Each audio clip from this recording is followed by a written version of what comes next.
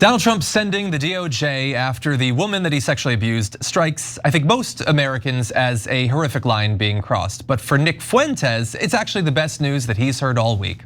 We're also gonna talk about Trump's epic lawsuit against his rape victim. See, this is what I love to see. And he's gonna bring the full weight of the White House down on this 83-year-old SA victim.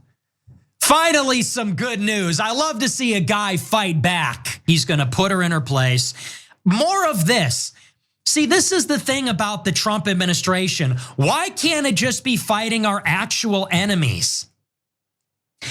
Women, Hassan Piker, illegal immigrants, African migrants, the Jews. Why can't we fight our actual enemies that are everything up? Yeah, inflation's really gotten out of control because of Hassan Piker.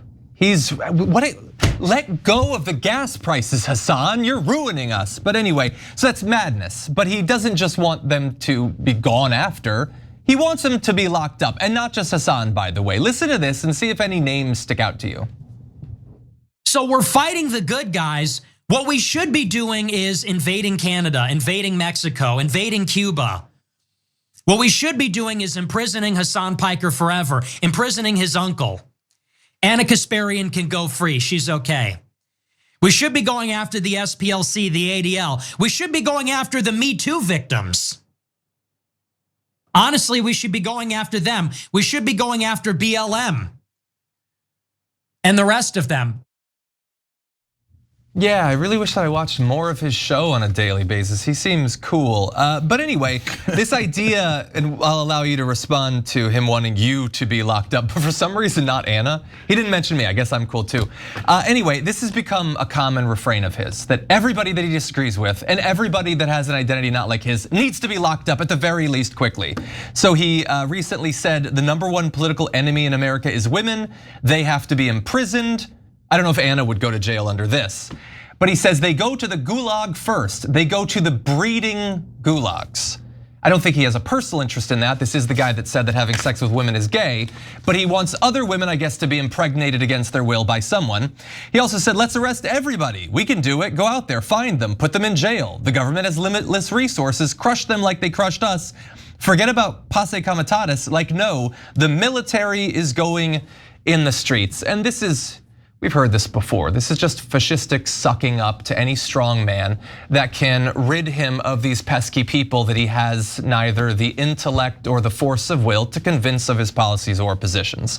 And so everyone who doesn't look like him, everyone who doesn't think like him needs to be shot, please. That's the only thing that makes men this week feel confident for even a second. Yeah, I have a theory about why he's doing this. And I'm not even sure that it's exactly right. So I'll share with you all talking through here, right? But first, some of the obvious stuff. So, gee, I wonder why Anna wouldn't be arrested. Could it be that she's a blonde white woman that they're all attracted to? Okay, maybe that has something to do with it, but great, glad she's not arrested. So a couple of things are big tells there. Look, my main charge these days against Nick Fuentes is not that I'm outraged by it. Like, he wants me arrested, so what? Okay, I'm not like the Israelis.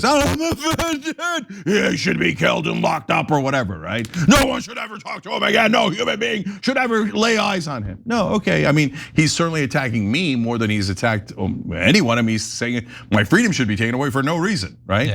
Yeah. That's not my main issue. My main issue is he's become a little boring. He's not an interesting person anymore, right? So here's what I mean by that. So, okay, you wanna arrest, the Me Too victims, and he even called them victims. Why? Like, what is that's?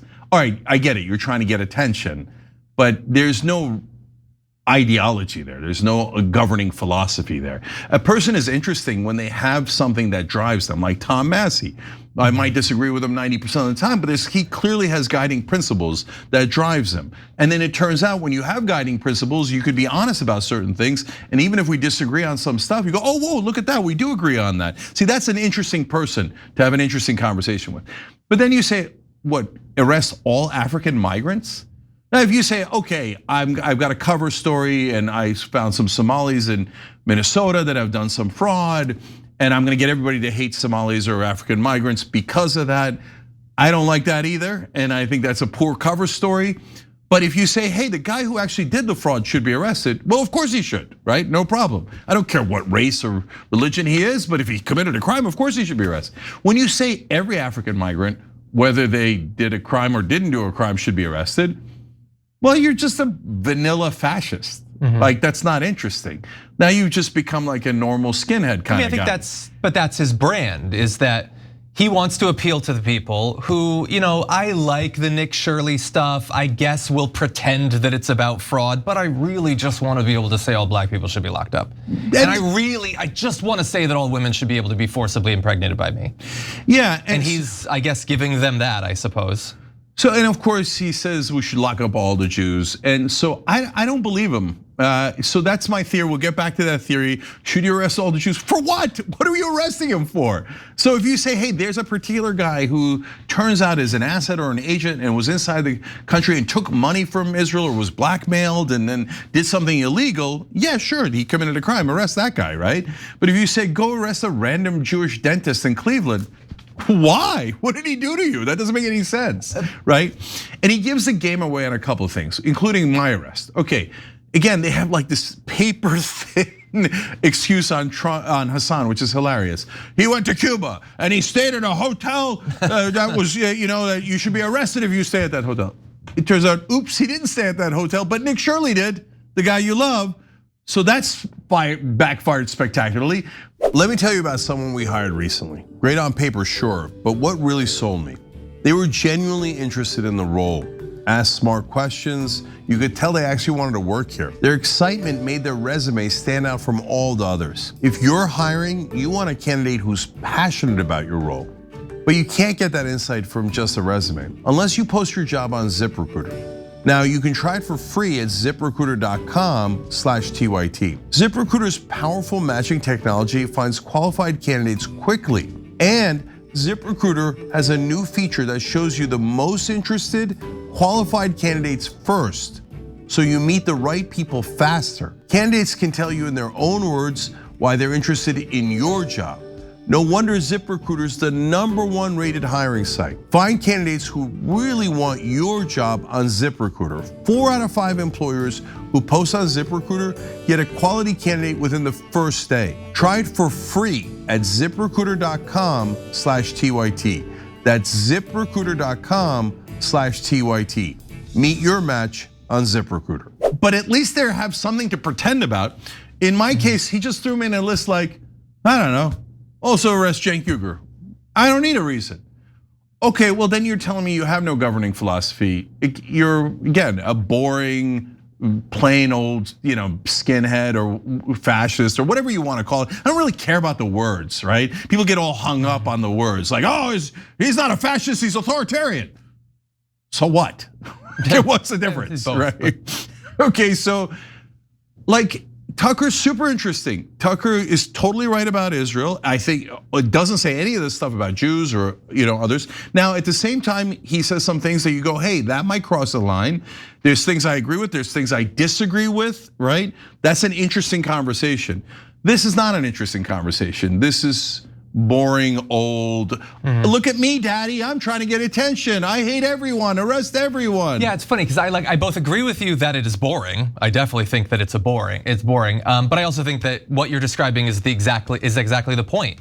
I think he is the end of the process of how right-wing politics have evolved over the past few decades. It has just become increasingly more and more, it is just identity. That is all that it is, that's all that they have. Go on Fox News and listen to them do a segment about James Talarico in the Senate race in Texas. There's no policy, there's no ideology. All there is identity grievances, generally around gender, sometimes about race, sometimes about religion. And I think his only play, because he's not an intelligent person, he's a creepy little goblinoid, that's all he is. But he knows there's some people out there that just want to be told, you're good because you're white, you're good because you're male, everybody else is bad because they're not those things. And I will give you an environment to just say that and to delight in it. And you don't need to do anything, you don't need to achieve anything. You'll get to just feel like you're superior because we're gonna say it at each other. And it is incredibly boring, and it's not new. You used to be able to go on, stormfront.org back in the day and do this sort of Nazi chit chat hangout if you wanted to. But he has a TV show version of it. So I don't think I think it's incredibly boring, but I think that is kind of the point. Yeah, I mean, it's the hate that Fox News has minus the propaganda. He just says it. Right, yeah. Like Fox News will say like the Somalis in Minnesota, blah, blah, blah, blah. And then they'll go to a specific fraud case so that they can hide behind that and then generalize, right? Fuentes just skips all that and goes, "Oh no, I just hate them for who they are." Well, but right? The only thing I agree, but I think Fox has some groups like that. Like Fox has never been bold enough in the racism to be able to do that. They say wildly racist things and they always have. But they have some groups that they don't need to come up with some sort of cover story. Listen to them talk about trans people. There's no argument being made. They just attack. James Tallarico's a trans, oh, look at him, he's transgender. Obviously he can't be, which he's not, but obviously he can't be an elected official.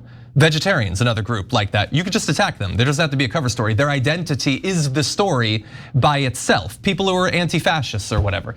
People who care about diversity. Like there's all sorts of things that they will do those without a cover story. There's no veil or anything. And I know that they want to get there on migrants and on black and brown people or whatever. I just don't think they're quite there. Yeah, so the theory is this, guys, and I don't know if it's right, and certainly plenty of people online have the theory that Nick Fuentes is a deep state operation, right? Kind of a false flag in a sense. And so it seems wild, but then on the other hand, we've seen a lot of wild things happen recently. And so why would they do that? What's the logic behind it? First of all, what's some evidence? He was there on January 6th and with a bullhorn like attack the Capitol, and then weirdly wasn't arrested. Strange. That's super strange, right? I don't know if he's ever really fully explained, well, he just got lucky, maybe, but it's weird, right?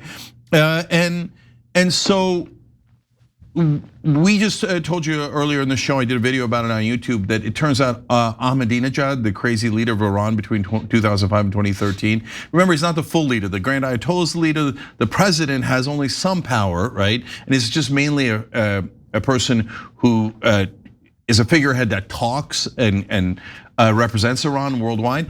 And it turns out he was an Israeli agent, and the Israelis tried to free him during this war so that he could be put in place of the Ayatollah. And at the time, when he was in charge, he was like, "Oh, the Jews are the worst, and we hate Israel, and should be wiped off the map, and we should do our nuclear enrichment program." Now, why would Israel want that? Because it gives them an excuse to attack Iran, right? So if they got Ahmadinejad to actually start the nuclear enrichment program, remember they wanted to kill the Obama deal that ended Iran's nuclear weapons program. So, and remember, Israeli soldiers on October 7th said, we got a weird stand down order. So Israel provoking and then to have an excuse is Israel propaganda 101. Even if you say, look, I don't believe the October 7th one, etc. Ahmadinejad, the New York Times wrote about, that one seems like, I don't know how far back it goes that he was an Israeli agent, but it's pretty locked up. So could Israel put a guy like Nick Fuentes out to say, oh, forget Israel, it's the Jews, we hate the Jews, so that it makes it illegitimate to talk about Israel because he's connecting Israel and the Jews, right?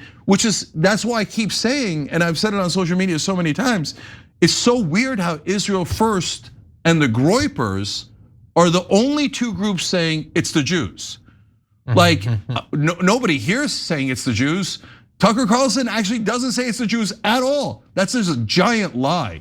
They're like, well, could inference a little bit, but he said the wrong kind of thing and blah, blah, blah. But in fact, he says the opposite. He says you should never judge people based on their religion, right?